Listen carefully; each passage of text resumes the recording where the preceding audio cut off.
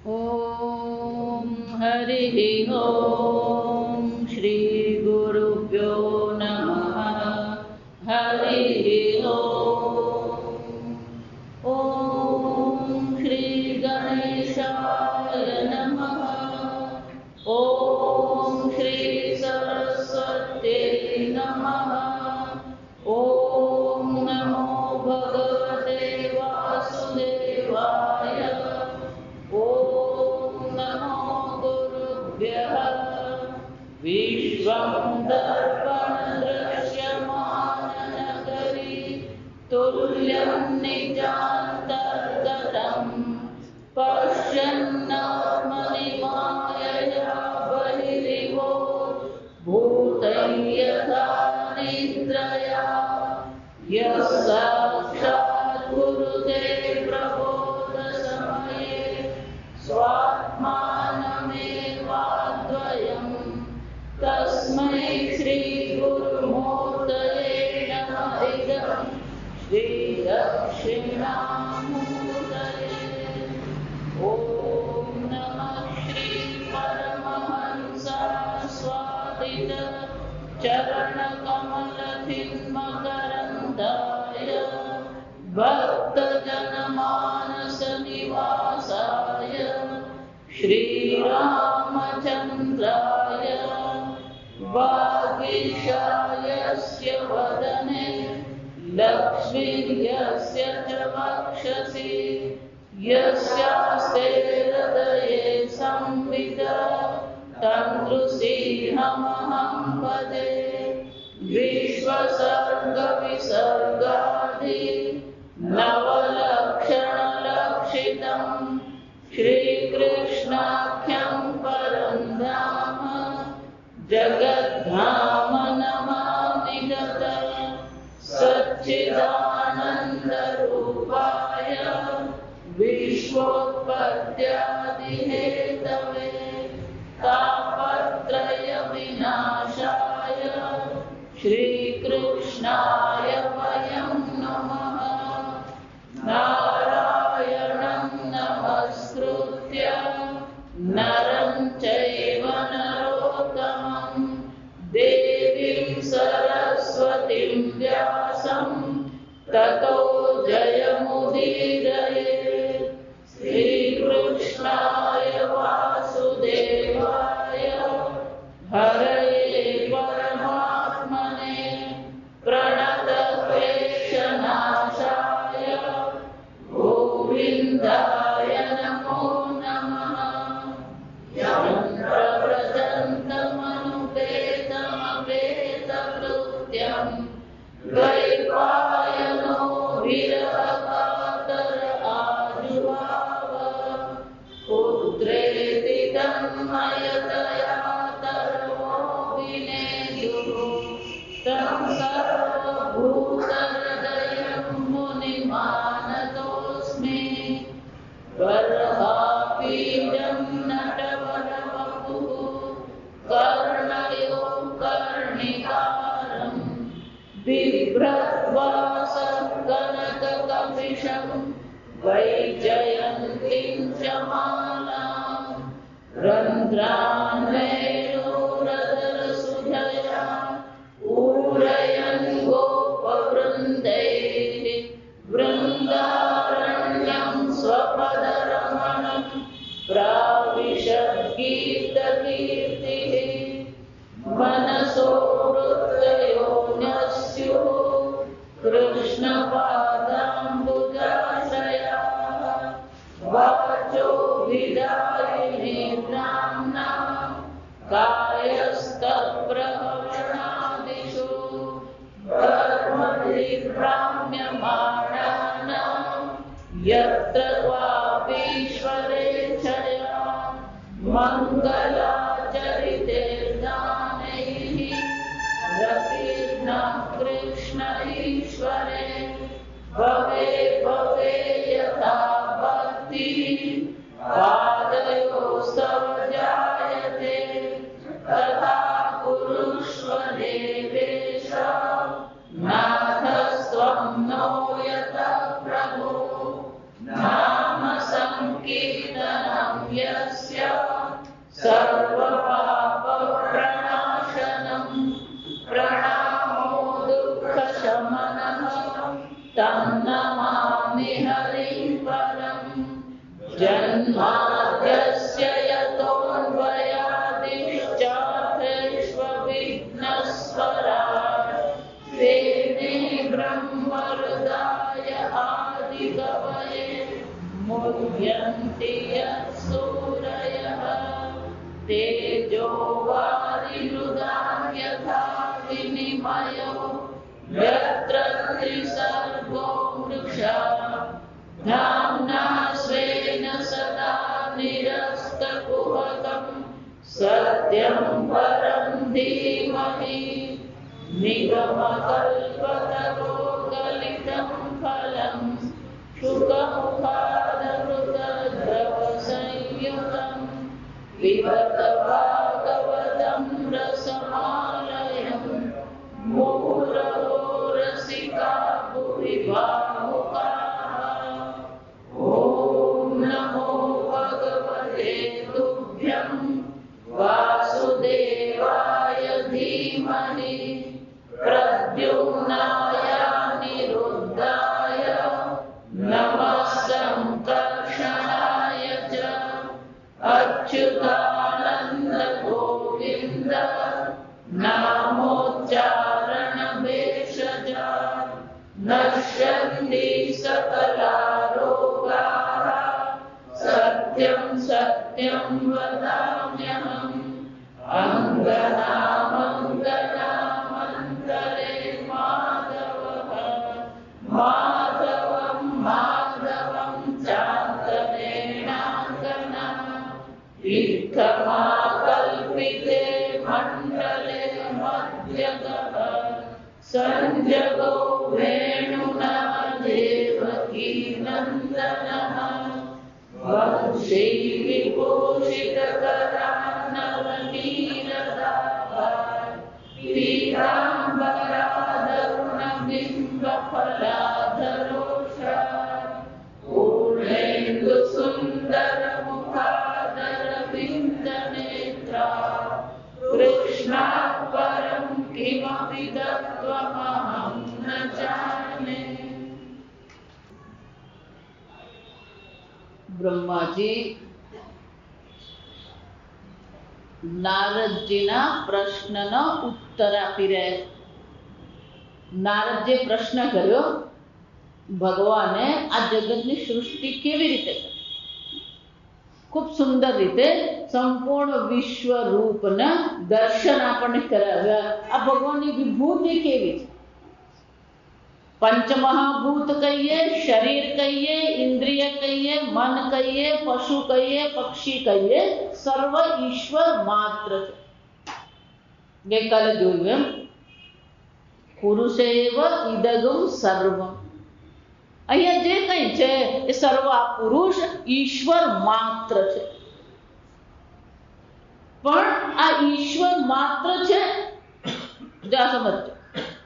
બ્રહ્માજી કહે છે કે શ્રુતિ વિચક્રમે વિશ્વંગ, આ પરમાત્મા છે એ પરમાત્માએ આ મનુષ્ય માટે શું કર્યું છે? બે માર્ગની રચના કરી. બે માર્ગથી આ જીવની ગતિ થતી. વિચક્રમ એટલે કે આ જીવની ગતિ થાય છે, પણ એ જીવની ગતિ બે માર્ગથી જ થાય છે. શાસન અનશને ઉભે. એક શાસન એટલે કે સકામ બુદ્ધિ છે, બીજી નિષ્કામ બુદ્ધિ છે. યદ અવિદ્યા ચ વિદ્યા ચ પુરુષ તો ઉભય આશ્રય. આ દક્ષિણ માર્ગ કહીએ, ઉત્તર માર્ગ કહીએ, અવિદ્યાનો માર્ગ કહીએ, વિદ્યાનો માર્ગ કહીએ, આ બંને માર્ગના આશ્રય તો છેવટે કોણ છે? એ પરમાત્મા જ છે. પરમાત્મા કર્મફળ દાતા છે. પરમાત્મા આપણે જે ઈચ્છા કરીએ છીએ એને અનુરૂપ આપણને આ માર્ગની ગતિ પ્રદાન કરે છે. જો આમ ઈશ્વરનું ચિંતન કરીએ, જો વિચાર, ઈશ્વર તો સર્વ છે, પણ ઈશ્વર સર્વ છે એ સર્વ ઈશ્વર આપણને ઉપયોગી નથી. જો આ સમજજો મારા.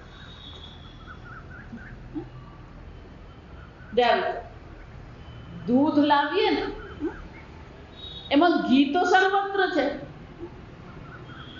પણ એ દીવો કરવા માટે દૂધ કામ લાગે?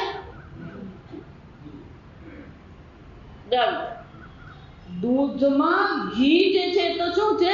સર્વવ્યાપી છે. પણ એ સર્વવ્યાપી જે છે એ પેલું દીવો કરવા માટે, ખાવા માટે ઘી કામ નહીં લાગે. એને શું કરવું પડે? મંથન કરવું પડે. મંથન કરીને પેલું માખણને શું કરવું પડે?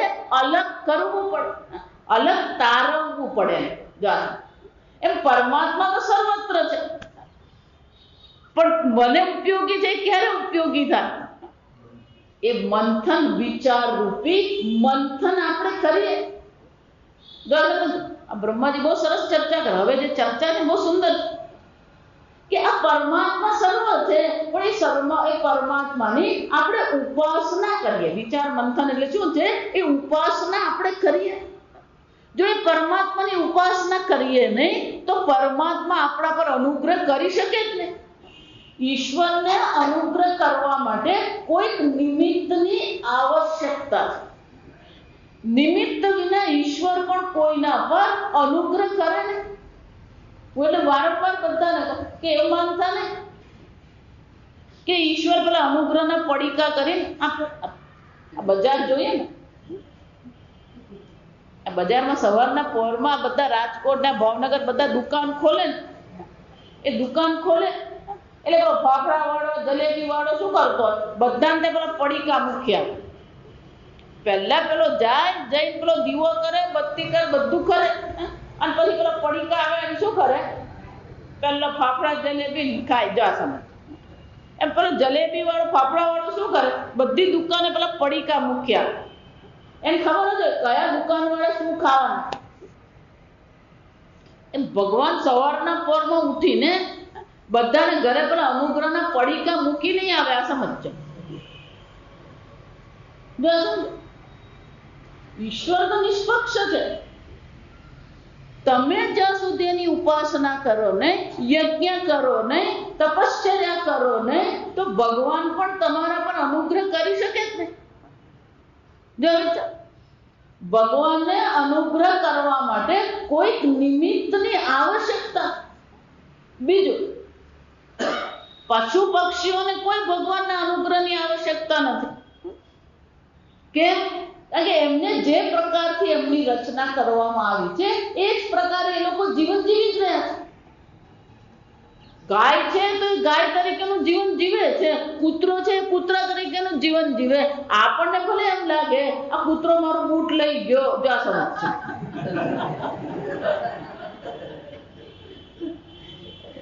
આપણને એમ લાગે આ કૂતરો અહીંયા આગળ છે, માતાજી આવવાનો કોથળામાં ભરીને શું કરવાનો છે? મૂકી આવવાનો છે. કૂતરાને ક્યારે જરાય એવું લાગતું નથી. એ રામદાસ આશ્રમમાં આરામથી જ રહે છે. જો હકીકત કહું, એને કોઈ પ્રકારની વિસંવાદિતા, કોઈ પ્રકારની અયોગ્યતા એને છે ને, એ બરાબર કૂતરા તરીકે જીવે છે. એને કોઈ ફરક નથી. ફરક આપણને પડે. જો સમજો, આ વિચારી. એટલા માટે શું કહે છે આ શાસ્ત્રમાં બે માર્ગ બતાવે. કૂતરા માટે, ભેંસ માટે બે માર્ગ નથી બતાવે. આ સમજો, આ મનુષ્ય માટે. હું એટલે બધાને કહું કે તમે જુઓ મનુષ્ય, એટલે એક જણ ઉપર બેઠા છે અને ભાગવત કથા કરે, બીજા આવીને શ્રવણ કરી રહ્યા. પણ ક્યારે એવું જોવા મળે કે એક ભેંસ ઉપર બેઠી, બાકીની બધી ભેંસ નીચે?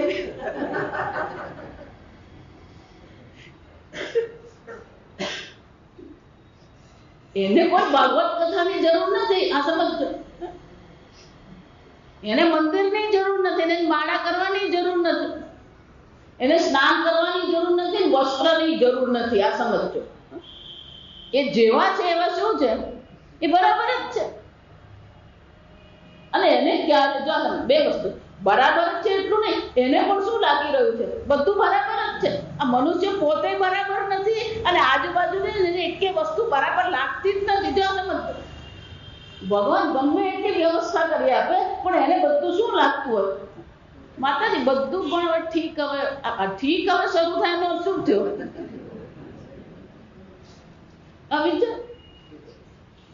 સમજો, ઈશ્વર સર્વ છે, સર્વત્ર છે, સર્વમાં વ્યાપ્ત છે, અંતર્યામી. ગઈકાલ જોયું અંદર બહાર સર્વત્ર પરમાત્મા માત્ર છે. પણ વિચારરૂપી મંથનથી જ્યાં સુધી એ પરમાત્માના અનુગ્રહને પ્રાપ્ત નહીં કરીએ, આ વિચાર કૃષ્ણ ભગવાન એટલે જ વારંવાર કહેતા રહે કે ભાગવતમાં આગળ આ બધી ચર્ચા આવશે કે ઈશ્વરના અનુગ્રહ માટે પ્રયત્ન આપણે કરવાનો. જો હું કોઈ પ્રયત્ન કરું જ નહીં, બોલો 2 માળા ફેરો નાક ખોલીને જોઈ ભગવાન આવ્યા કે નહીં આવ્યા. જો નવરા બેઠા ભગવાન તારા માટે. આમ પ્રયત્ન મનુષ્યનો છે. આ સંત પણ શું કે છે? 2 પ્રકારના માર્ગ છે. મનુષ્ય એવું નક્કી કરવાનું છે એને શું કરવું. વળી પાછું આ જન્મ મરણના ચક્કરમાં પડવું છે કે આમ જન્મ મરણના ચક્કરમાંથી કાયમને માટે બહાર નીકળી જવું. મોક્ષ દ્વાર છે. આ મનુષ્ય શરીર મળ્યું છે, પાછું દાખલ થવું કે બહાર નીકળવું આપણા હાથમાં છે. અજો વિચાર. એટલે જે લોકોને જે સંપ્રદાય એમ કહેતા હોય બસ તમે શરણાગતિ સ્વીકારો, તમારે કઈ કરવાની જરૂર નથી, ભગવાન બધું સંભાળી લેશે, ગુરુ બધું સંભાળી લેશે. કોઈ કઈ સંભાળતું નથી. આ સમજ.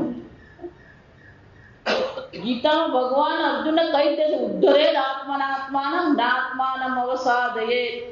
અર્જુન તારે તારો ઉદ્ધાર કરવો પડે, હું કરી શકું એમ નથી. પ્રેયશ્ચ મનુષ્ય મેથો.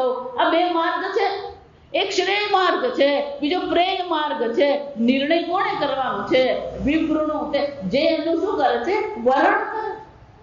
તમે કયા માર્ગનું વરણ કરો છો એ તમારા હાથમાં છે, ભગવાનના હાથમાં નથી. જે લોકો એમ કહેતા હોય ના બધું ભગવાન કરતો જ રહે છે, ભગવાન કઈ કરતો, એક વાર મનુષ્ય જન્મ મળ્યો પછી એ ભગવાનના હાથમાં છે જ નહીં. આ સમજો, તમારા હાથમાં છે. તમે શું કરવામાં આવો? સ્વતંત્ર સંકલ્પ શક્તિ ભગવાને તમને આપી છે.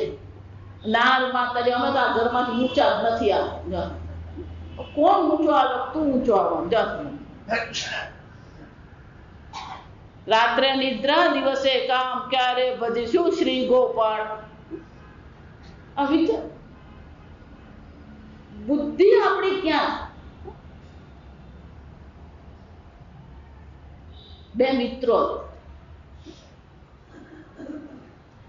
એક જરાક ભગત માણસ, આપણે દેશી ભાષામાં શું કહેવાય? ભગત માણસ. મંદિર જોયે એટલે મંદિરમાં જવાનું, પ્રણામ કરવાના, ફૂલ ચડાવવાના. બીજો એને બધું બહુ કંઈ પડે એવું નહીં, ભગવાનને નહીં માન, પણ એને આ બધામાં કંઈ બહુ રસ નહીં. બરોબર, ભગત માણસ ભાગવત કથા થતી તો કલાક શું કરે? બેસ્યા. આને આ બધામાં કંઈ રુચિ નહીં.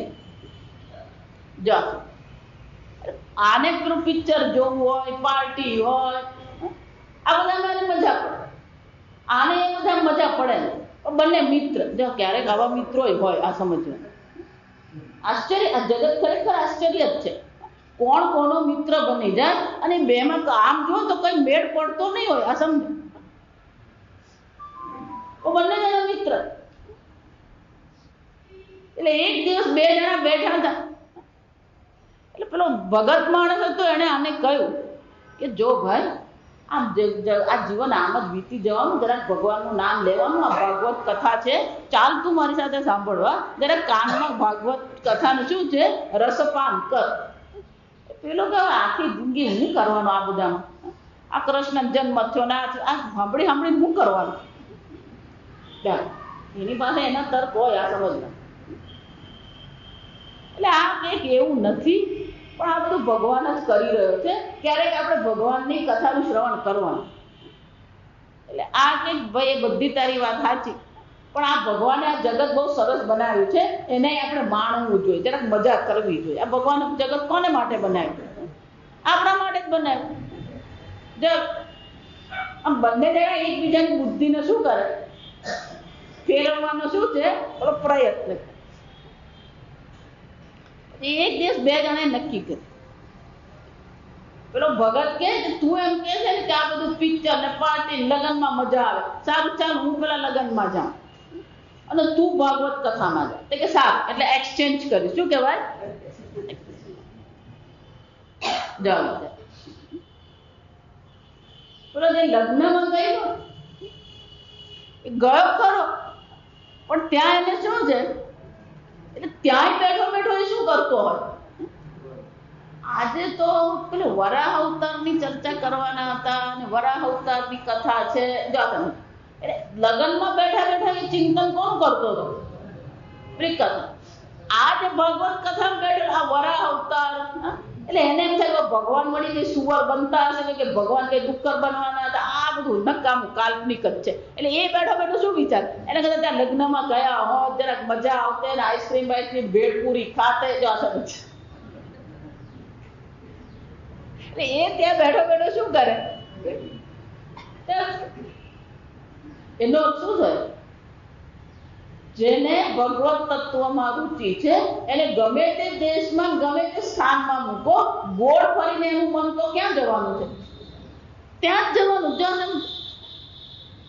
આ સમજો. એટલે કે છે બે માર્ગ છે, સકામ માર્ગ છે, નિષ્કામ માર્ગ. પણ એ કોના પર આધારિત છે? તમારી બુદ્ધિ ક્યાં છે? કયો દેશ છે ને કયો કાળ છે ને કયો વ્યક્તિ છે કોઈ મહત્વ નથી. આ સમજજો. તમારી બુદ્ધિમાં કયામાં રુચિ છે? શ્રેયશ્ચ પ્રેયશ્ચ મનુષ્ય મેં તો યમરાજા શું કહે, આ બે માર્ગ મનુષ્ય માટે નક્કી જ છે, પણ એ નક્કી કોણ કરવાનું છે? તમારે કરવાનું. નિર્ણય તમારો છે. આ સમજો. કોઈનો નિર્ણય કઈ કામ લાગતો નથી. તમે નક્કી કરો તમારા જીવનમાં શું પ્રાપ્ત કરો. અને એટલે કે છે કે આ પ્રકારથી બે માર્ગ તો છે. એક દક્ષિણ માર્ગ છે, અવિદ્યાનો માર્ગ છે, બીજો ઉત્તર માર્ગ છે, જે વિદ્યાનો માર્ગ છે. પણ આ બંને જે છે એ બંને ઉભય આશ્રય, આ બંનેને આશ્રિત જ છે. બંને જે છે એ છેવટે એનો આશ્રય તો ભગવાન જ છે. બંનેનો આશ્રય ભગવાન સ્વયં છે. આમ ભગવાનની ઉપાસના કરવી કે ન કરવી એ તમારા હાથમાં. અને એટલા માટે હવે એ પરમાત્માની ઉપાસના કરવી હોય તો બ્રહ્માજી કહે છે કે આ પરમાત્મા છે, આ પરમાત્માની ઉત્પત્તિ થઈ, પણ કે હવે એ પરમાત્માને ધારો કે મારે ઉપાસના કરવી હોય. વિચાર. આ બહુ સુંદર છે કે પુરુષ એવો ઇદગમ સર્વ, અહીંયા જે કહે છે સર્વ પરમાત્મા માત્ર છે. એટલે બ્રહ્માજી કહે છે આ પ્રકારથી યસ્માદ અંડમ વિરાટ જગ્ને ભૂતેન્દ્રિય ગુણાત્મક તદ્રવ્ય મધ્યગાત વિશ્વમ ગોવિ સૂર્ય ઇવ આતપન્ન. આ પરમાત્મામાંથી સંપૂર્ણ જગત ઉત્પન્ન થયું. આ વિરાટ પુરુષની ઉત્પત્તિ થઈ ખરી. અને વિરાટ પુરુષ કેવા છે?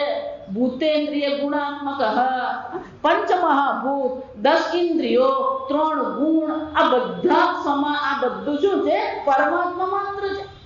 દ્રવ્યમ અત્યગાત વિશ્વમ, પણ કે આ બધું પરમાત્મા બન્યા હોવા છતાં પણ જેમ સૂર્ય એના પ્રકાશથી સંપૂર્ણ જગતને પ્રકાશિત કરે છે ખરો, છતાં પણ એ બધાથી સૂર્ય તો કેવો છે? અસંગ છે. સંપૂર્ણ જગતને સૂર્ય પ્રકાશિત કરે છે, પણ એ જેને પ્રકાશિત કરે છે એનાથી સૂર્ય કેવો છે? યથા સૂર્ય સર્વલોકસ્ય ચક્ષુઃ ન લિપ્યતે બાહ્ય લોક દુઃખૈઃ. આ સૂર્ય જે છે એ કેવો છે? પ્રકાશિત કરે. ગંગા નદીને પ્રકાશિત કરે તો સૂર્યના કિરણ પવિત્ર થતા નથી. ગટરના પાણીને પ્રકાશિત કરે તો એ સૂર્યના કિરણ ગંદા થતા નથી. એ જ રીતે આ પરમાત્મામાંથી સંપૂર્ણ જગતની ઉત્પત્તિ થઈ, પણ પરમાત્મા સ્વયં કેવા છે? દ્રવ્ય અત્યગાત. આ બધાથી પર છે, એ બધાથી પરમાત્મા અસંગ છે. ભલે માટીમાંથી ઘડો બન્યો હોય, પણ ઘડો માટીને ક્યારે પણ શું છે? સ્પર્શ કરી શકે એમ છે જ ને. એ જ રીતે આ સંપૂર્ણ વિશ્વ ઉત્પન્ન થયું. ગઈકાલે જોયું આ સંપૂર્ણ સ્વર્ગ કહીએ, નરક કહીએ, ઉર્ધ્વલોક કહીએ, અધોલોક કહીએ, મૃત્યુ કહીએ, સત કહીએ, અસત કહીએ, આ બધી વસ્તુ ઉત્પન્ન થઈ, પણ એ વિરાટ પરમાત્મા જે છે એ પરમાત્મા તો જેવી રીતે સૂર્યનો પ્રકાશ સંપૂર્ણ જગતને પ્રકાશિત કરે છતાં એનાથી કોઈ દિવસ પ્રભાવિત થતો નથી, એમ પરમાત્મા પણ શું છે? આ બધાથી પર તત્વ છે. યદાસ્ય નાભ્યાત નલિનાદ હમાસમ મહાત્મનઃ, અને એક પરમાત્મા જે છે એ પરમાત્માને નાભી કમળમાંથી મારી ઉત્પત્તિ થઈ. ન અવિદમ યજ્ઞ સંભારાન પુરુષ અવય ધૃતે, અને એ પરમાત્મા ઉત્પન્ન થયા, એ પરમાત્માના નાભી કમળમાંથી મારી ઉત્પત્તિ હે નારદજી થઈ ખરી, પણ એ પરમાત્માને માટે, એ પરમાત્માની પૂજા કરવા માટે, યજ્ઞ કરવા માટે, ઉપાસના કરવા માટે એ પુરુષના અવયવ સિવાય અન્ય કઈ હતું જ નહીં. જા વિચાર, આ બહુ સુંદર ચર્ચા. સર્વ પરમાત્મા છે, મારે એ પરમાત્માની જો પૂજા કરવી હોય, મારે એ પરમાત્માનો યજ્ઞ કરવો હોય તો કે હું દ્રવ્ય લાવું ક્યાંથી? એટલે શું કે છે? પરમાત્માથી અન્ય પુરુષ અવયદ્રુતે, આ પુરુષોના અવયવથી અન્ય બીજું કોઈ દ્રવ્ય મને પ્રાપ્ત થયું નહીં, કારણ કે સર્વ પુરુષ માત્ર છે. તેષુ યજ્ઞસ પશવઃ સ વનસ્પતયઃ પૂષાઃ ઇદં ચ દેવયજનમ કાલશ્ચ ઉરુગણાન્વિતઃ. અને એટલા માટે એ પરમાત્માની મારી ઉપાસના કરવી હતી, યજ્ઞ કરવો હતો, તો યજ્ઞ કરવા માટે મને જે જરૂરી વસ્તુઓ જે છે, પશુ છે, સ્તંભ છે, કુશ છે, યજ્ઞ ભૂમિ છે, યજ્ઞ માટેનો ઘૃત, ઘી છે, પાત્ર છે, જો વિચાર તો કે આ બધી વસ્તુઓ જે છે, ઔષધિ જે છે, સ્નેહ, ઘી છે, રસ છે, લોહ છે, માટી છે, જળ છે, મંત્ર છે, યજુષ છે, સામ છે, ચાતુર્હોત્રમ છે, નામધેયની અનેક પ્રકારના યજ્ઞના નામ છે, કલ્પ છે, મંત્ર છે, દક્ષિણા છે, વ્રત છે, કે આ બધી વસ્તુની યજ્ઞ કરવા માટે શાની જરૂર પડે? જો વિચાર, આ બધાની આવશ્યકતા છે. દેવતા અનુક્રમ, અનેક દેવતાઓની પણ આવશ્યકતાઓ છે. અનુક્રમ, કલ્પ, સંકલ્પ, તંત્ર, મંત્ર, ગતિ, મતિ, શ્રદ્ધા, પ્રાયશ્ચિત, સમર્પણ. પણ કે આ યજ્ઞ માટે આટલી બધી જે સામગ્રી છે, જા સમજો. અહીંયા તમે આ શબ્દ વાપરો ને, શબ્દ અહીંયા છે સંભાર, જો સમજો. તમે આગળ સંભાર શબ્દ વાપરો ને, જો અહીંયા આગળ સંભાર શબ્દ, પુરુષ અવયવ એતે સંભારાઃ સંવૃતા મયા. એટલે કે હું મારે યજ્ઞ કરવો હતો તો મેં શું કર્યું કે પુરુષના અવયવમાંથી સંભારાઃ, આ બધી વસ્તુઓ સામગ્રી. સંભારાનો શું થાય? સંસ્કૃતમાં સંભારા એટલે આપણો સંભારો નહીં, આપણો સંભારો એટલે પછી કોબી હોય, ગાજર હોય ને, બીટ હોય ને,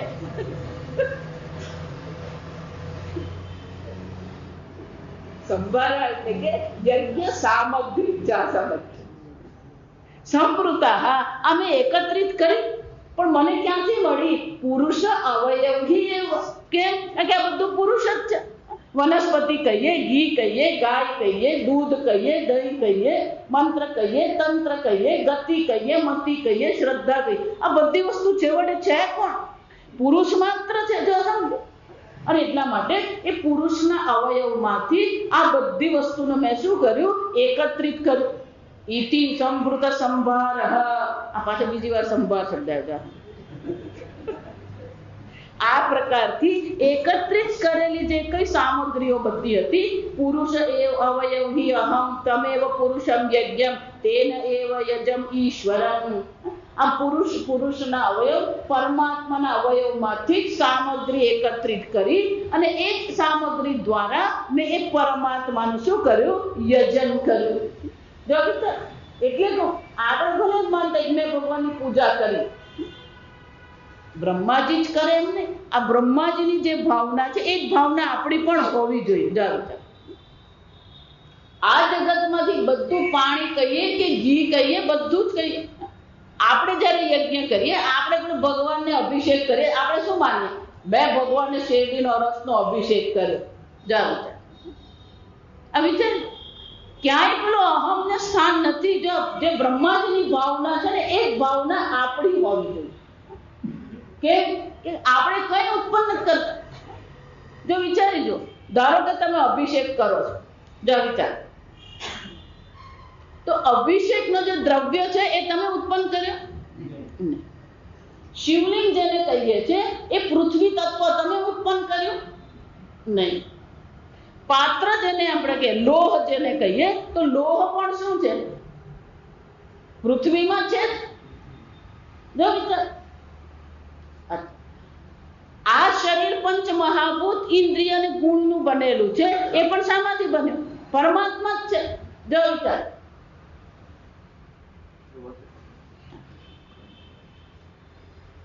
જો વિચાર, 2 દિવસમાં અચાનક જ ગરમી ચાલુ થઈ.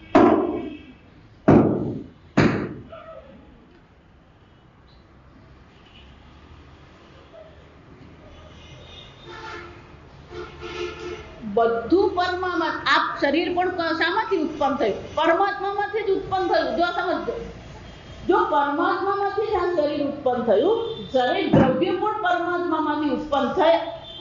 જો વિચાર, તો પછી આપણે જ્યારે એમ કહીએ કે મેં ભગવાનની પૂજા કરી, મેં અભિષેક કર્યો, તો આપણે શું અભિષેક કર્યો? મને કહો.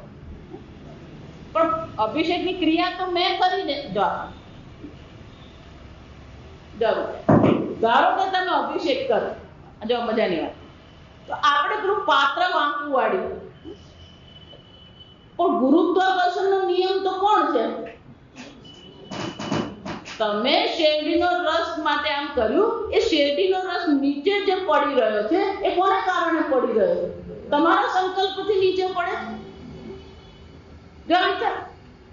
એ નીચે જઈ રહ્યો છે, શિવલિંગ પર શેરડીનો રસ પડે છે, દૂધ પડી રહ્યું છે, કોને કારણે પડે? ગુરુત્વાકર્ષણનો. તો એ ગુરુત્વાકર્ષણનો નિયમ તમે બનાવ્યો ને? જો તમે આ બ્રહ્માજીની જે ભાવના છે ને, એ જ ભાવના આપણામાં આવવી જોઈએ કે ભગવાનના અવયવોને એકત્રિત કરીને ભગવાનની જ આપણે શું કરી રહ્યા છે? પૂજન કરી રહ્યા. તમેવ વસ્તુમ વાસુદેવ તુભ્યમેવ સમર્પયામે. હે ગોવિંદ, આ તમે જ ઉત્પન્ન કર્યું, હું તમને શું કરું છું? અર્પણ કરું. જો કોઈ પણ દ્રષ્ટિએ ફૂલે આપણે ઉત્પન્ન નથી કરતા. ભગવાન ફૂલ બનાવે અને આપણે ચડાવે ત્યારે આપણે શું માનીએ? ભગવાને મેં કમળ ચડાવી. ભગવાને હસતો હોય છે, આ સમજવા. આપણે પૂજા કરીએ ને ત્યારે ભગવાન પૂજા કરીએ ને ત્યારે ભગવાન હસતો હોય છે. કેમ? એટલે કમળ ભગવાને બનાવી અને પછી આપણે કમળ લઈ આવીએ અને પછી ભગવાનને ચડાવીએ. એટલે ભગવાનને શું થાય? આપણા નાના છોકરા જેવું. જો પેલી મમ્મીએ પેલું બનાવ્યો ને ચેવડો, પણ ડબ્બામાં હોય, મમ્મી બેઠી હોય, મમ્મી તને ચેવડો ખવડાવ. જો ઘણી વાર મમ્મીને હાજર લઈ આવે, તો પેલો ચેવડો લઈ આવે. કે મમ્મી હું તને ખવડાવ. જા મમ્મી કા ખવડાવ. એટલે પેલો શું કરતો હોય? પણ મમ્મીને ખવડાવે. પપ્પા આજે તો મેં મમ્મીને ચેવડો ખવડાવ્યો. જા દાવી કર. પપ્પા સમજતા હોય. જા સમજતો વિચાર શું કરીએ? એટલે શું કહે છે બ્રહ્માજી? મેં આ યજ્ઞ કર્યો, પણ કયો યજ્ઞ કર્યો? પુરુષના જ અવયવોને એકત્રિત કરીને મેં પુરુષનું યજન કર્યું. જો આમ ભગવાન તો છે જ, પણ ભગવાનના અવયવ દ્વારા આપણે શું કરવાની જરૂર છે? એ ભગવાનનું પૂજન કરવાની જરૂર. જો ભગવાનનું પૂજન ન કરીએ તો ભગવાન આપણા પર અનુગ્રહ કરી શકે એમ છે જ નહીં. કર્મ આપણું છે. જો સમજો, એકવાર કર્મની સ્વતંત્રતા મળી પછી આ ભગવાનનું સંપૂર્ણ વિશ્વ જે છે એ સંપૂર્ણ વિશ્વને ભોગ કરવો છે કે એક અવયવ દ્વારા ભગવાનની આપણે શું કરીએ? બે છે. જો સમજો, ક્યાં તો એક ભગવાનના અવયવ દ્વારા આપણે ભોગ કરી શકીએ, આનંદ માણી શકીએ, અથવા એક અવયવ દ્વારા એક પરમાત્માની આપણે શું કરીએ? પૂજા કરીએ. આમ બે જ માર્ગ આપણી પાસે. ક્યાં તો આ ભગવાનના બનાવેલા જગતનો, આ ભગવાનના જગતને માણીએ, મજા કરીએ, ખાધું પીધું ને લહેર કરી. જો સમજ, એટલે કે આપણી નાનપણથી પેલી વાર્તા સાંભળતા આવે ને એટલે બુદ્ધિમાં એ જ રહ્યું હોય એક હતો રાજા ને એક હતી રાણી, અને પછી આ પહેલું વાક્ય હોય, જા સમજ. અને છેલ્લું વાક્ય શું હોય? ખાધું પીધું ને રાજ કર્યું, જા સમજ. એટલે આપણે પછી શું કરીએ? આપણે ખાધું પીધું રાજ કરી નહીં. મનુષ્ય શરીર મળ્યું છે તો ખાધું પીધું રાજ કરવા માટે નથી. ભગવાનના અવયવોને એકત્રિત કરીએ, આ સામગ્રી એકત્રિત કરીને આપણે પણ ભગવાનનું શું કરીએ? યજન કરીએ. અને એટલે કે છે એમ કે એટલા માટે કે છે મેં આ પ્રકારથી ભગવાનનું શું કર્યું? યજ્ઞ કર્યો. તતસ્તે ભ્રાતર ઈમે પ્રજાનામ પતયઃ નવ અયજન વ્યક્તમ અવ્યક્તમ પુરુષમ સુસમાહિતઃ. જાને કહેવાય પરંપરા. જેમ જ્ઞાનની પરંપરા છે એમ આ યજ્ઞ પૂજા પણ શું છે? એક પરંપરા છે. જે લોકો આ પૂજાનો વિરોધ કરતા એ લોકો સમજતા નથી. જો આ બહુ સરસ સ્પષ્ટ વાત કહું તમને. જે લોકો માનતા હોય તો અમે તો બસ આમ સમાધિમાં નિર્ગુણ નિરાકારનું ચિંતન કરીએ. યજ્ઞ પૂજન એ પણ શું છે? બ્રહ્માજીથી શરૂ થયેલી પરંપરા છે. જો સમજો, બ્રહ્માજી આખી પરંપરા બધા. બ્રહ્માજી કહે છે હું એક જ હતો, મને એકનું ભગવાને સર્જન કર્યું અને એ મેં આ સંપૂર્ણ સૃષ્ટિનું સર્જન કર્યું. એની સૃષ્ટિ દ્વારા મેં ભગવાનનો યજ્ઞ કર્યો. અને હે નારદજી, મેં જેમ આ પરમાત્માનું પૂજન કર્યું, યજન કર્યું, એ પ્રકારથી તમે એવ પુરુષમ યજ્ઞમ તતસ્તે ભ્રાતરઃ ઈમે પ્રજાનામ પતયઃ નવ. હે નારદજી, તમારા જે 9 ભાઈઓ પ્રજાપતિઓ જે છે એ પ્રજાપતિઓએ અયજન વ્યક્તમ અવ્યક્તમ પુરુષમ, એમણે આ વ્યક્ત અને અવ્યક્ત જે પરમાત્મા જે છે એમણે પણ શું કર્યું? યજન કર્યું. સુસમાહિતા. અને ભગવાનની આ પ્રકારની આરાધના કરીને, યજન કરીને સુસમાહિતા, એમને પણ શું છે? આનંદ અને પ્રસન્નતાની પ્રાપ્તિ થઈ. તતશ્ચ મનવઃ, એટલું જ ને, આમ મેં યજ્ઞ કર્યો, 9 પ્રજાપતિઓએ યજ્ઞ કર્યો. તતશ્ચ, ત્યાર પછી મનવઃ, આ મનુઓ કાલે ઈજીરે ઋષયઃ અપરે પિતરઃ વિબુધાઃ દૈત્યાઃ મનુષ્યાઃ ક્રતુભિઃ વિભુમ. આમ એ વિભુ એટલે કે વિવિધ સ્વરૂપે અભિવ્યક્ત થયેલા પરમાત્માની ઈજીરે એટલે કે અનેક લોકોએ ભગવાનનો યજન કર્યું. કોણે કોણે કર્યું? મનવઃ, મનુઓએ કર્યું, ઋષિ મુનિઓએ કર્યું, પિતરોએ કર્યું, વિબુધા એટલે કે દેવતાઓએ કર્યું, દૈત્યોએ કર્યું, મનુષ્યોએ કર્યું. આમ કાલે એટલે કે સમય પર. કાલે શું છે? જ્યારે પણ તક મળી, જ્યારે પણ આપણને મોકો મળ્યો, ત્યારે બધાએ એ પરમાત્માનું શું કર્યું છે? આ પ્રકારથી પૂજન કર્યું, યજન કર્યું, આરાધના ભગવાનની બધાએ કરી. નારાયણે ભગવતી તદિદમ વિશ્વમ આહિતમ. અને એ નારાયણ જે પરમાત્મા છે, હે નારદજી, એ ભગવાન જ આ સંપૂર્ણ જગતમાં સ્થિત થયેલા છે. ગૃહિતમ માય ઉરુગુણ સર્ગાદો અગુણ સ્વતઃ. પણ આ પરમાત્મા સ્વતઃ તો કેવા છે? અગુણ. પરમાત્માના પોતાના કોઈ ગુણ નથી, છતાં પણ ઉરુગણ અનેક પ્રકારના ગુણ એમણે શું કર્યા છે? ગૃહિત, માયા દ્વારા એમણે અનંત ગુણ પોતાનામાં સ્વીકારી લીધા છે.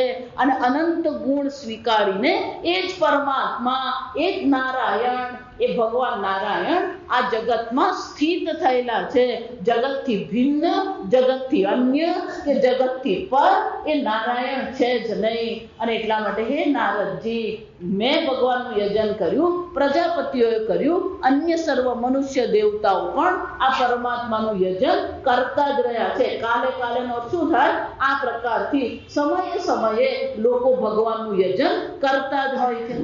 સૃજામિયન્યુક્તોહમ હરઃ હરતિ તદ્વશઃ વિશ્વમ પુરુષ રૂપેણ પરિપાતિ ત્રિશક્તિ દૃક. અને નારાયણ ભગવાન કેવા છે? ત્રિશક્તિ દૃક.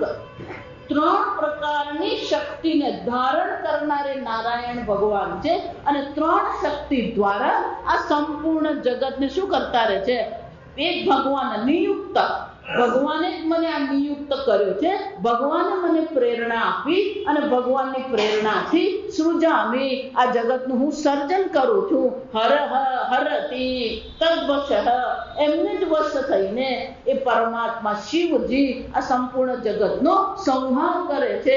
વિશ્વમ પુરુષ રૂપેણ પરિપાતિ, પરિપાતિ એટલે કે સારી રીતે રક્ષણ કરે છે, પાલન પોષણ કરે છે. એ જ નારાયણ આ વિશ્વનું શું કરી રહ્યા છે? પાલન પોષણ કરી રહ્યા છે. ઇતિ તે અભિહિતમ તાત યથા ઇદમ અનુપૃચ્છસી. હે નારદજી, હે મારા પ્રિય પુત્ર, તે મને જે પ્રકારના પ્રશ્નો પૂછ્યા હતા એને અનુરૂપ મેં તને ઉત્તર આપ્યો છે કે આ પ્રકારથી પરમાત્માનું સર્જન, પરમાત્માએ સર્જન કર્યું, મેં પરમાત્માની પ્રેરણાથી સર્જન કર્યું. એ જ પરમાત્મા સર્વની સ્થિતિ કરી રહ્યા છે. ન અન્યદ ભગવતઃ કિંચિત ભાવ્યમ સદસદાત્મકમ. અને એટલા માટે હે નારદજી, આ જગતમાં સત અસત જાસન, સત્ય કહીએ, મિથ્યા કહીએ, જડ કહીએ, ચેતન કહીએ, કારણ કહીએ, કાર્ય કહીએ, આ સર્વ શું છે? ભગવાનથી અન્ય કોઈ કાર્ય કારણ નથી, ભગવાનથી અન્ય કોઈ જડ કે ચેતન વસ્તુ છે જ નહીં. આ જ પ્રકારથી શું કરવાનું છે? ચિંતન કરવાનું છે કે પરમાત્માથી અન્ય કોઈ વસ્તુ છે જ નહીં.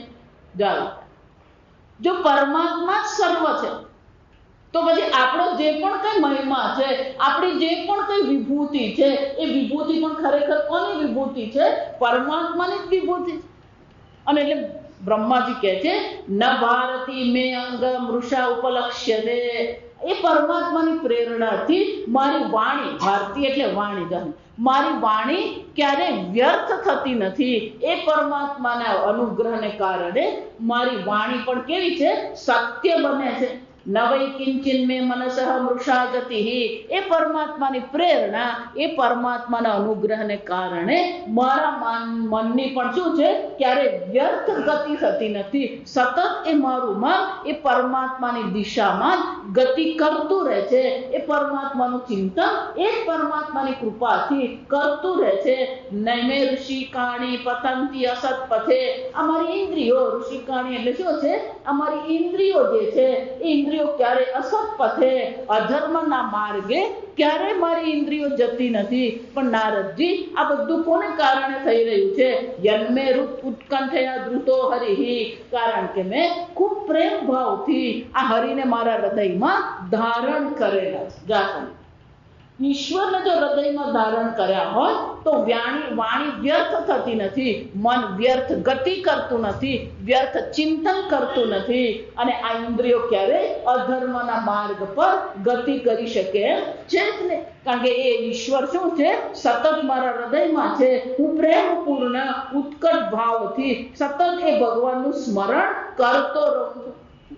ભલે ભગવાને મને આ શક્તિ આપી છે, મારી શક્તિને કારણે હું આ સંપૂર્ણ જગતનું સર્જન કરું છું, સંપૂર્ણ જગતનો પરમ પિતા હું છું, છતાં પણ મારા હૃદયમાં તો હું એ પરમાત્માનું ચિંતન કરતો રહું છું. અને એટલા માટે મારી વાણી, મારું મન અને મારા કર્મ ક્યારે વ્યર્થ હોતા નથી. જાસમ આપણે પણ જીવનમાં આ જ કરવાનું છે. સાંજ પડે ને, આપણા દુકાનદાર હોય, એ દુકાન બંધ કરે ને, દુકાન બંધ કરે પહેલા શું કરે? પેલો રોજ મેળ કહેવાય,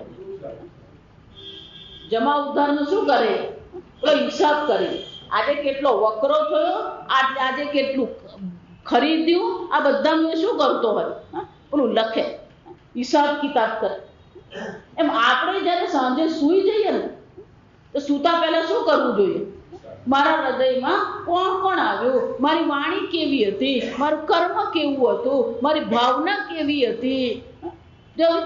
આપણી વ્યર્થ વાણી તો નથી ને, આપણું વ્યર્થ ચિંતન તો નહોતું ને, આપણું વ્યર્થ કર્મ તો નતા ને. આમ બ્રહ્માજી શું કહી રહ્યા છે કે ભગવાનના અનુગ્રહથી ક્યારેય મારી વાણી, મારા હૃદયનું ચિંતન કે મારા કર્મ કેવા છે?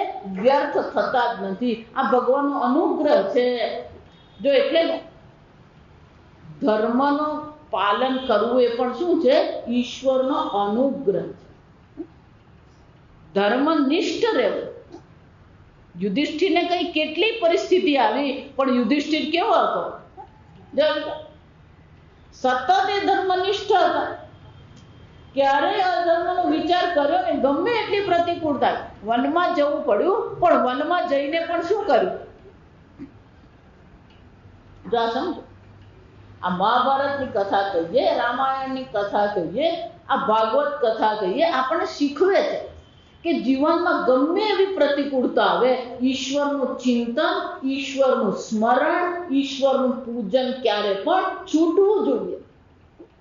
આગળ કહી ગયા ને કે મનુષ્યનું કર્તવ્ય તો શું છે કે પરમાત્માનું સ્મરણ કરીએ, કીર્તન કરીએ, એ પરમાત્માનું પૂજન કરીએ, એ પરમાત્માના વિભૂતિઓનું ગાન કરતા રહીએ. સ્મર્તવ્યશ્ચ કીર્તિતવ્યશ્ચ સ્મરણશ્ચ. આ આપણું જીવન શું છે? આપણી સાર્થકતા જીવનની ક્યાં છે? બ્રહ્માજી કહે છે એ પરમાત્માની કૃપાથી મારા જીવનની સાર્થકતા છે કે હું સતત પરમાત્માનું સ્મરણ કરી શકું છું. જો ઈશ્વરનું સ્મરણ કરવું એ જ જીવનની સાર્થકતા. પણ આપણને સાર્થકતા ક્યાં દેખાય? આજે લગ્નમાં ગયા કે નહીં ગયા? જા કેમ નતા આવ્યા? કાલ માતાજી લગ્નમાં જવાનું જા. પેલો 60 વર્ષનો થયો, 60 વર્ષમાં કેટલાય લગ્ન ખાધા, અને છતાંય હજી બીજા 2-4 લગ્ન ખાવાનો હરખ જતો જ નથી. જો આ સમજ,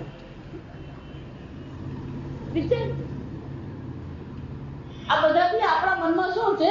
વૈરાગ્ય નથી આવતો. આ સમજો, હકીકત કોણ?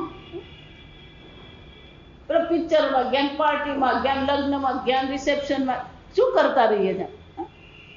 હું વલસાડ હોઉં તો હું કહું, જો પેલો 60 વર્ષનો થયો, એ 60 વર્ષનો થયો હોય તો 60 વર્ષમાં એને કેટલા મણ કેરી ખાધી હશે? જો વિચાર, મણમાં જ ગણવું પડે. આ સમજો.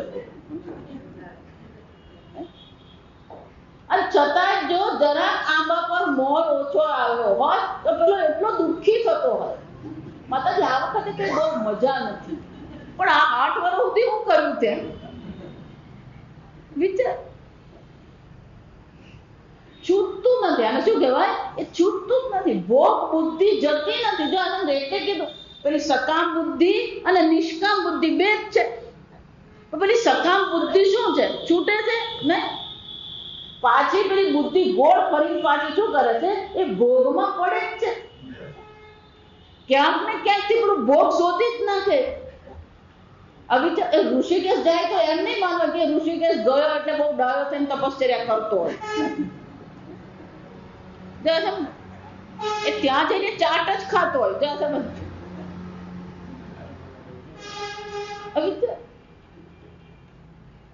જ્યાં જાય ને ક્યાંક ને ક્યાંક એ ભોગ શોધી જ નાખે. વિચાર એટલે જે પહેલું જે શરૂઆત કરી શ્રુતિ વિચક્રમે, આ બે ગતિ છે. એક સકામ ગતિ છે, બીજી કઈ છે?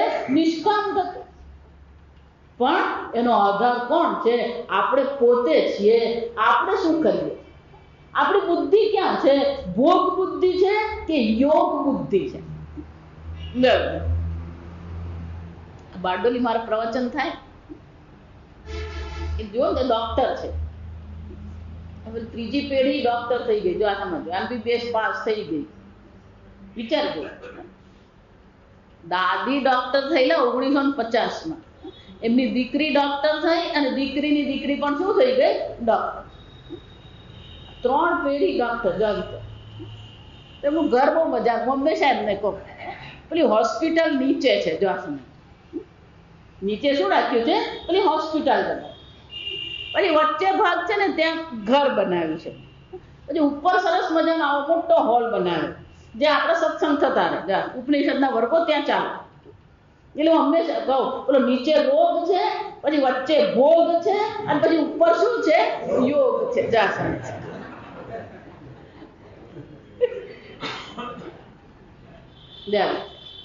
એટલે એમ કહું કે પેલો મધ્યમાં ભોગ છે. એ ભોગ છે ને એના 2 માર્ગ છે. ક્યાં તો પેલો રોગમાં નીચે જાય, અથવા તો પછી શું થાય?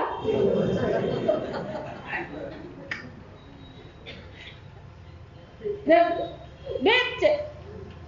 બહુ ભોગ કરીને પછી શું છે? ભોગે રોગ ભય, પેલો નીચે જાય. ભગવાનની પૂજા કરી, પાઠ કર્યું, સ્મરણ કર્યું, તો પછી શું છે? પેલું યોગ બુદ્ધિ છે. હું હંમેશા એમને કહું, અરે કેટલા વર્ષોથી એમની સાથે સંબંધ, એમને જ કહું બધા લોકો, આ રોગ, ભોગ અને યોગ આ ત્રણ ભેગા તમે રાખેલા છે. આ જ આપણું જીવન છે. સમજ.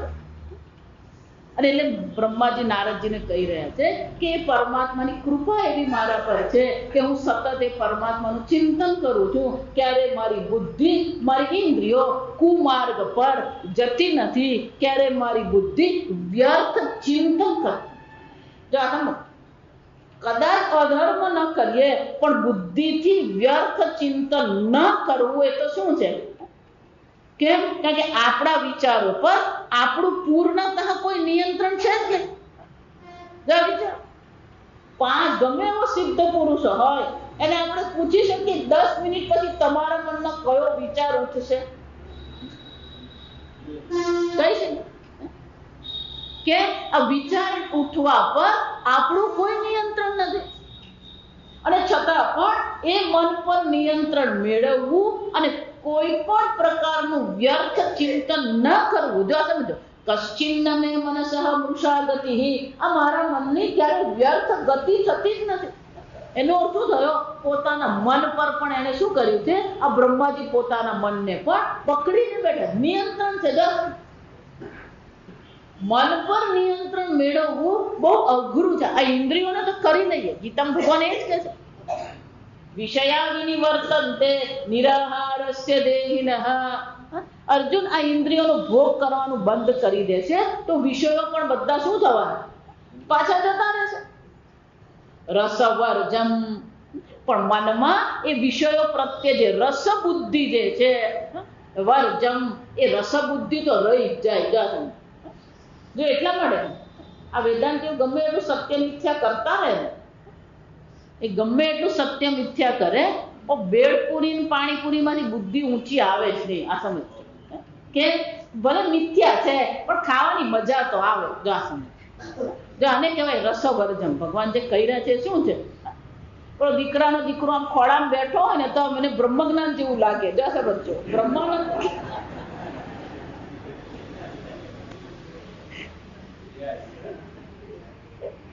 કેમ? પણ મૂડી કરતા વ્યાજ વધારે વાલું લાગે છે.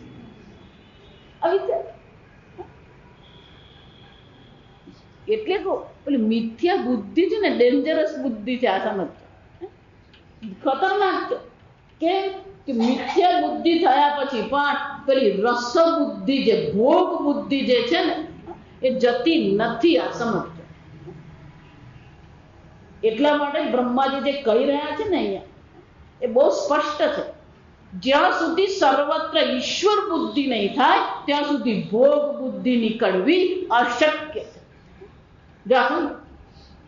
એ ઈશ્વર છે. જ્યાં સુધી સર્વત્ર ઈશ્વર બુદ્ધિ નહીં થાય, આ ઈશ્વર માત્ર છે. અને અહીંયા જે કઈ છે, પશુ છે, પક્ષી છે, સ્થળચર છે, જળચર છે, ઉભયચર છે, વનસ્પતિ છે, ઔષધિ છે, જળ છે, પંચમહાભૂત, આ સર્વ વસ્તુ કોણ છે? ઈશ્વર માત્ર. આમ પણ નામ અને રૂપ પર આપણી દ્રષ્ટિ રહે છે, પણ નામ રૂપનું અધિષ્ઠાન જે પરમાત્મા છે, એ અધિષ્ઠાન પર દ્રષ્ટિ જતી નથી. અને જ્યાં સુધી અધિષ્ઠાનનું જ્ઞાન થતું નથી ત્યાં સુધી મિથ્યા જગતમાંથી ભોગ બુદ્ધિની નિવૃત્તિ કરવી અશક્ય છે. એટલા માટે આ સત્ય મિથ્યા કરતા ને એમાં કઈ પત્તો લાગતો જ નથી. આ સમય ગોળ ફરીને માયા શું કરે છે? પાછી ફેરવીને લઈ જાવે, ભોગ બુદ્ધિ કરાવે છે. એટલે ભગવાન શું કહે છે? રસવર્જમ રસો હિ અપ્યસ્ય પરમ દ્રષ્ટવા નિવર્તતે. આ રસ બુદ્ધિ ક્યારે જશે? એ પરમ પરમાત્માનું જ્યારે જ્ઞાન થશે, સર્વત્ર એ પરમાત્માના દર્શન જ્યારે થશે, ત્યારે આ રસ બુદ્ધિની નિવૃત્તિ થાય. અર્જુને પણ ભગવાનને પ્રશ્ન કર્યો કે ભગવાન, આ કામ, આ બધું જે અધર્મ થઈ રહ્યો છે, આ ભોગ બુદ્ધિ જે થઈ રહી છે, કોને કારણે છે? કામ એષ ક્રોધ એષ. અર્જુન, આ કામ અને ક્રોધ છે, રાગ અને દ્વેષ છે. જેટલી પણ સુખ બુદ્ધિ છે કોને કારણે છે? રાગ અને દ્વેષને કારણે. જો ભગવાન શું કહે છે? જહી શત્રુ મહાબાહો. પણ આ જે શત્રુ તારો જે છે કોણ છે? આ રાગ અને દ્વેષ, આ કામ અને ક્રોધ એ તારો શત્રુ છે. પણ એને ક્યારે થશે? આત્મસંસ્થમ, આત્મામાં જ્યાં સુધી તારી બુદ્ધિ સ્થિત થતી નથી. ઇન્દ્રિયાણી પરાણ્યા ઇન્દ્રિયભ્ય પરમ મનઃ મનસસ્તુ પરા બુદ્ધિ બુદ્ધિરસ્તુ મહાન પરઃ. એ બુદ્ધિથી પણ જે પર બુદ્ધિનું જે અધિષ્ઠાન આત્મ તત્વ છે, આત્મસંસ્થમ, એ આત્મામાં શું કરવાની જરૂર છે? બુદ્ધિને સ્થિત કરવાની છે. અને જ્યાં સુધી આત્મામાં બુદ્ધિ સ્થિત થતી નથી ત્યાં સુધી આ કામરૂપી શત્રુનો નાશ કરવો અશક્ય. ભોગ બુદ્ધિ જતી જ નથી. જો વિચાર, ચિન્મયાનંદજી જયારે તપોવન મહારાજ પાસે ત્યાં અધ્યયન કરતા હતા, તપોવન મહારાજ ક્યારે કશું રાતના કોઈ આશ્રમ બનાવ્યો જ નથી. પેલું કુટીર બનાવીને જ રહેતા. જેમણે પણ ભણવું એને પોતાની વ્યવસ્થા કરી લેવાની. જો આ રહેવાની વ્યવસ્થા કરવાની, ખાવાની વ્યવસ્થા, કપડા બધું એમણે જાતે જ કરવાનું. પણ ઘણા બધા જે બધા શેઠ હોય, બધા ભક્તો હોય, એ ત્યાં આવતા હોય. એક વાર પેલો એક મારવાડી હતો, પેલો ટોપલા ભરીને પેલા કડીના લાડુ લઈ આવે. જો લાડુ લઈ આવે. તપોવન મહારાજ આ શાસ્ત્ર અધ્યયન કરાવતા.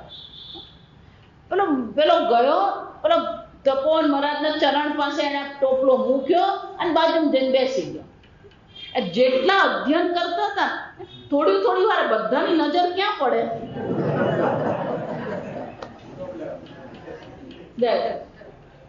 તપોવન મહારાજે જોઈ લીધું કે આ બધાની દ્રષ્ટિ ક્યાં જાય છે. એટલે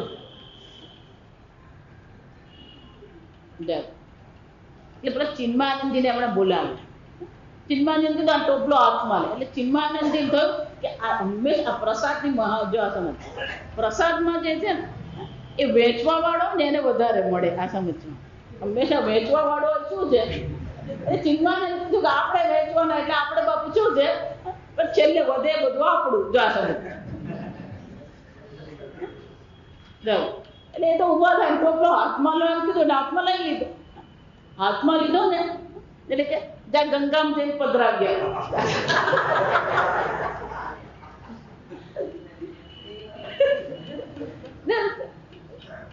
એટલે ભલે તમે ઉત્તર કાશી બેઠા હોય પણ પછી બુદ્ધિ તો ક્યાં જવાની?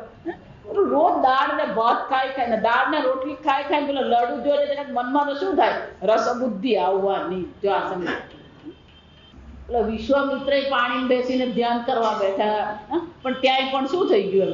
એમ સમજ. ભગવાન ગીતા બહુ સરસ, પરમ દ્રષ્ટા નિવર્તતે વિદ્યતે હૃદય ગ્રંથિ છિદ્યંતે સર્વ સંશયાઃ ક્ષીયંતે ચાસ્ય કર્માણિ તસ્મિન દ્રષ્ટે પરાવરે. આપણા જીવનનું લક્ષ્ય તો શું છે?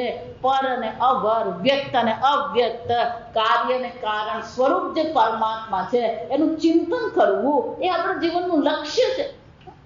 કાર્ય રૂપે પણ એ પરમાત્મા છે, કારણ રૂપે પણ એ પરમાત્મા જ છે. કારણ પણ પરમાત્મા છે. જે વ્યક્ત જગત કાર્ય છે એ પણ કોણ છે?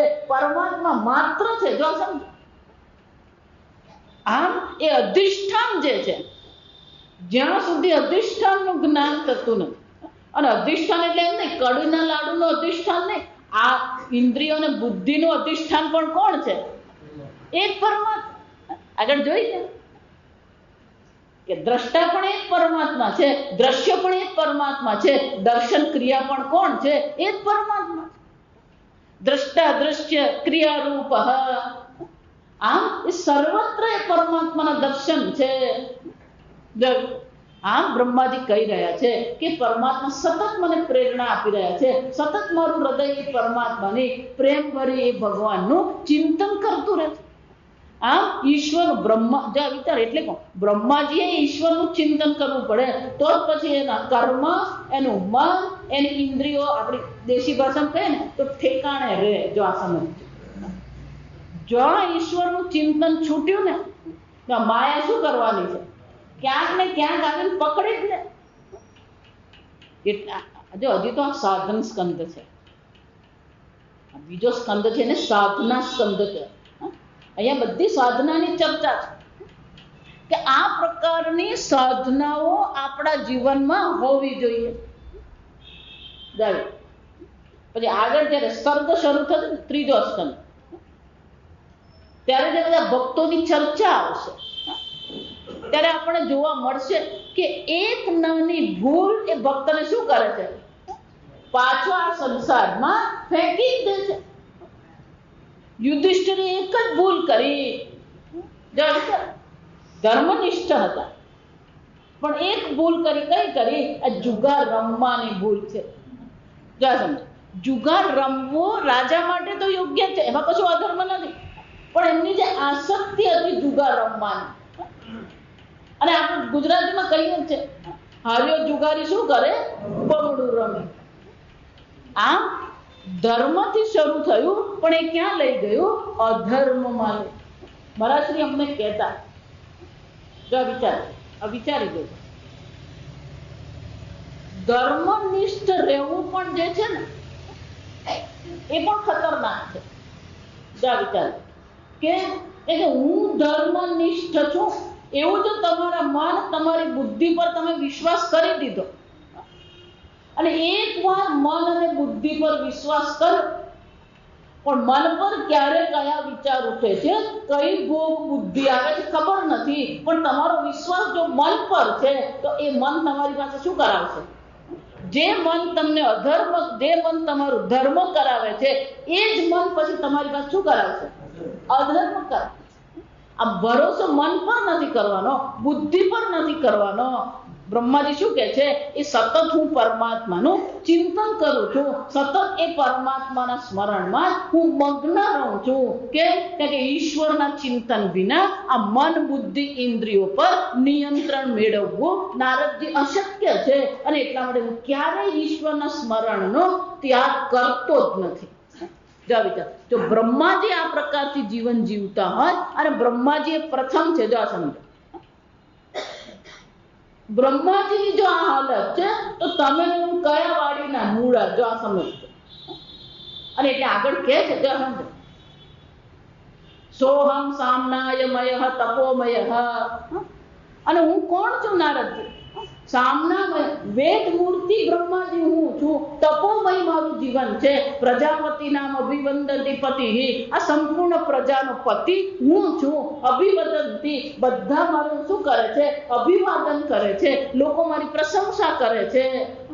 આસ્થાય યોગમ નિપુણમ સમાહિતઃ. અને આ પ્રકારથી હે નારદજી બધા મારા પ્રકારથી લોકો મારું ભલે આ ચિંતન કરતા હોય, મારી વંદના કરતા હોય, આ બધાનો પતિ સ્વામી હું છું. એટલું જ નહીં, મેં પણ પ્રારંભમાં શું કર્યું હતું, આસ્થાય યોગમ નિપુણમ સમાહિતઃ તમ અદ્ય ગચ્છમ યતઃ આત્મસંભવઃ. હે નારદજી, હું સતત ભગવાનનું સ્મરણ કરું છું, એ ભગવાનની પ્રેરણાથી હું સર્જન કરી રહ્યો છું.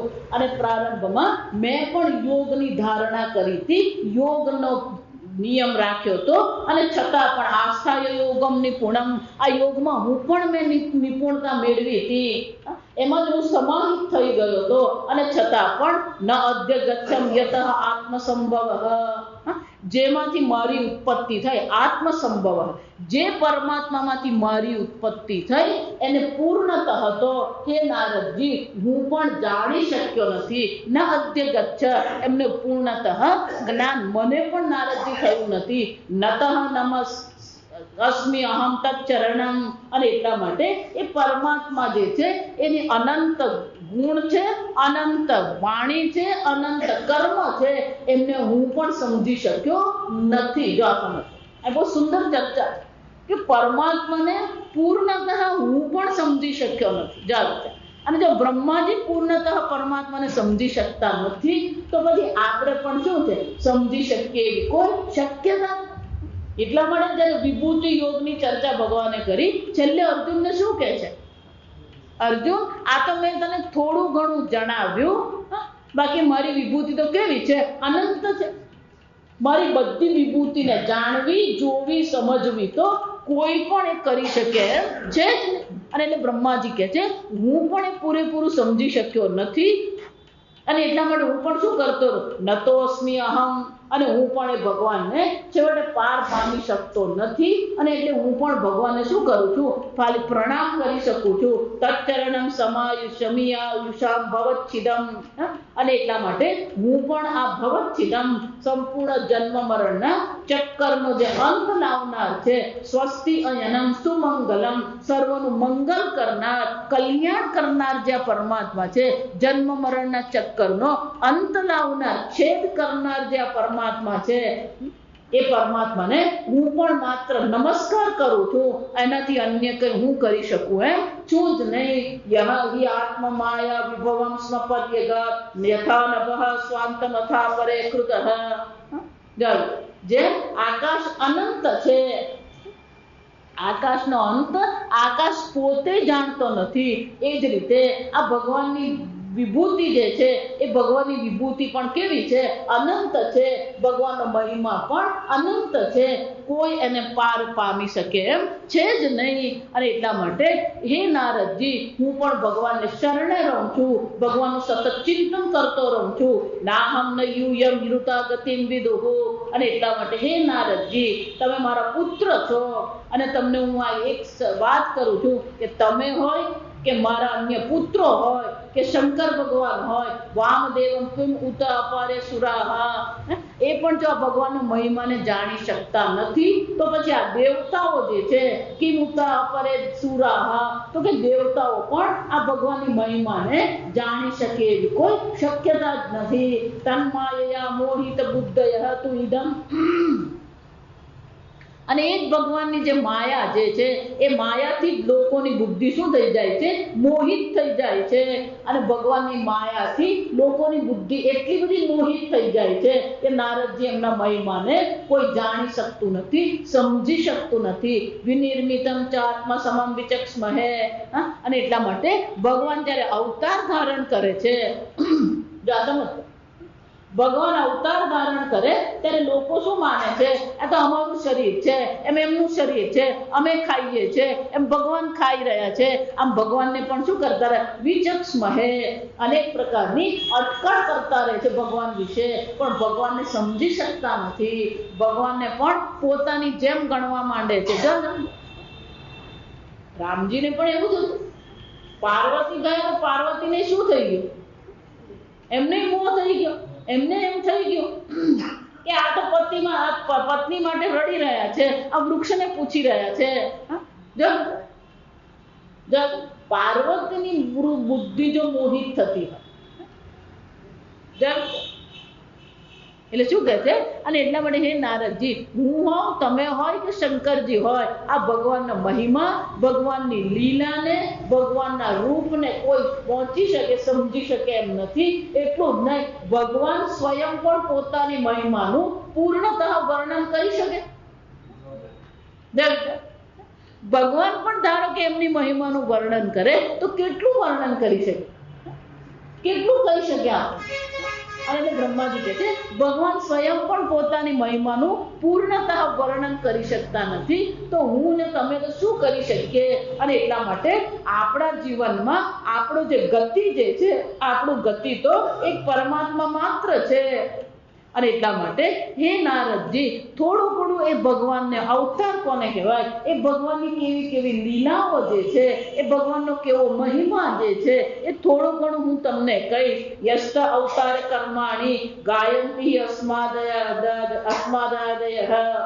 અને એટલા માટે નારદજી, અમે બધું તો સમજી શકતા નથી, પણ હું શું કરતો રહું છું, એ ભગવાનની અવતારની લીલાનું વર્ણન હું કરતો રહું છું, જેથી મારી બુદ્ધિ એ પરમાત્માનું ચિંતન કરે, એ પરમાત્માનું વર્ણન કરે.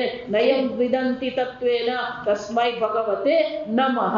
પણ તત્વતઃ તો પૂર્ણતઃ હું પણ એ ભગવાનને જાણતો નથી, અને એટલા માટે તસ્મૈ ભગવતે નમઃ, એ ભગવાનને હું માત્ર નમસ્કાર કરું છું, અને ભગવાનની અવતાર અને લીલાનું વર્ણન કરતો રહું છું. આગળ આપણે આવતીકાલે. ઓમ સ્વસ્તિ પ્રજાભ્યઃ પરિપાલયન્તાં ન્યાયેન માર્ગેણ મહિં મહેષાઃ गोब्राह्मणेभ्यः शुभमस्तु नित्यं। लोकाः समस्ताः सुखिनो भवन्तु। काले वर्षतु पर्जन्यः पृथिवी सस्यशालिनी। देशोऽयं क्षोभरहितः। ब्राह्मणाः सन्तु निर्भयाः। ॐ सर्वेषां स्वस्तिर्भवतु। सर्वेषां शान्तिर्भवतु। सर्वेषां पूर्णं भवतु। सर्वेषां मङ्गलं भवतु। सर्वे भवन्तु सुखिनः। सर्वे सन्तु निरामयाः। सर्वे भद्राणि पश्यन्तु। मा कश्चित् दुःखभाग् भवेत्। असतो मा सद्गमय। तमसो मा ज्योतिर्गमय। मृत्योर्मा अमृतं गमय। ॐ पूर्णमदः पूर्णमिदं पूर्णात् पूर्णमुदच्यते। पूर्णस्य पूर्णमादाय पूर्णमेवावशिष्यते। ॐ शान्ति शान्ति शान्ति। हरिः ॐ श्री गुरुभ्यो